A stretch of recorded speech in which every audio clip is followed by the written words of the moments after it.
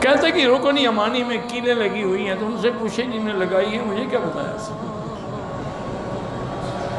اصل میں وہ شیعہ نے ان کے دماغ میں ڈالا ہوا ہے نا، یہاں دروازہ تھا، حضرت علی جب پیدا ہوئے یہ جگہ پھٹ گئی، بی بی اندر سے باہر نکل آئی۔ یہ شیعہ کا مسئلہ ہے، ان کا نہیں، اس لیے کیلیں لگائی ہیں کہ پھر حضرت علی نکل آئے۔ جاہل لوگ ہیں، کیا کرے انسان، دکھ ہوتا ہے۔ حضرت علی کوئی چھوٹی شخصیت ہے، کیا کہہ رہے ہیں؟ جس بندے کے بارے میں میرے پاک نبی نے فرمایا کہ لا یحبک الا مؤمن ولا یبغضک الا منافق، علی تیرے ساتھ وہی محبت کرے گا جو ایمان والا ہے، اور تیرے ساتھ اس کو بغض ہوگا جو منافق ہے۔ یہ ایک روایت ہے کہ کعبے میں پیدا ہوئے، وہ کعبے میں نہیں، حرم میں پیدا ہوئے، حرم کو بھی کعبہ کہتے ہیں۔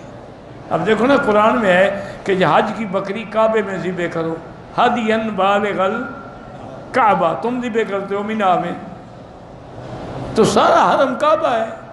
تو اس لیے کسی نے لکھا کہ مولود کعبہ نے کہا کعبے کے اندر پیدا ہوئے تھے، پھر دروازہ باقی نے خود بنائے، جیسے ذاکر بناتے ہیں۔